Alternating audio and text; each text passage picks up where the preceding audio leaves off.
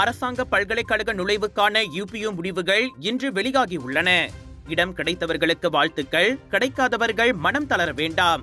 உங்களுக்காக தனது கதவுகளை திறக்கிறது மாய்காவின் எய்ம்ஸ் பல்கலைக்கழகம். வருகின்ற செப்டம்பர் 13, 14 தேதிகளில் கிடா கேம்பஸ் வளாகத்திலும் கோலாலம்பூர் எய்ம்ஸ் அலுவலகத்திலும் மாணவர் சேர்க்கைக்கான நேர்முகத் தேர்வு நடைபெறுகிறது.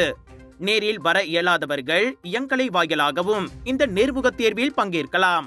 STPM மெட்ரிகுலேஷன் அல்லது அரசாங்க கல்லூரிகளில் ஃபவுண்டேஷன் படிப்பை முடித்த மாணவர்கள் இதில் பங்கேற்கலாம். குறிப்பாக MBBS மருத்துவம், பல் மருத்துவம், மருந்தியல் படிப்பு உள்ளிட்ட இளங்கலை பட்ட படிப்புகளுக்கு விண்ணப்பிக்கலாம். சரியாக ஒரே மாதத்தில் அக்டோபர் 6 தேதி மாணவர் சேர்க்கை தொடங்குவதால் இந்த அரிய வாய்ப்பை நழுவ விடாமல் நேர்முகத் தேர்வில் பங்கேற்குமாறு மாணவர்களுக்கு எய்ம்ஸ் அழைப்பு விடுத்துள்ளது. மேற்படிப்புக்கான நேர்முகத் தேர்வோடு கூடுதலாக கல்வி உபகார சம்பளத்திற்கும் நேர்முகத் தேர்வு நடத்தப்படுகிறது. தகுதி பெற்ற மாணவர்கள் இதன் மூலம் உபகார சம்பளத்தோடு தான் எய்ம்ஸில் காலடி வைப்பர். இது பெற்றோரின் சுமையை பெரிதும் குறைக்கும் என்பது திண்ணம். நேர்முகத் தேர்வுக்கு நேரில் வருவோர் அதோடு நின்று விடாமல் எய்ம்ஸில் வழங்கப்படும் பட்ட படிப்புகள் குறித்து துறைசார் நிபுணர்களுடன் கலந்துரையாடலாம். கேம்பஸ் வசதிகளும் சுற்றி காட்டப்படும்.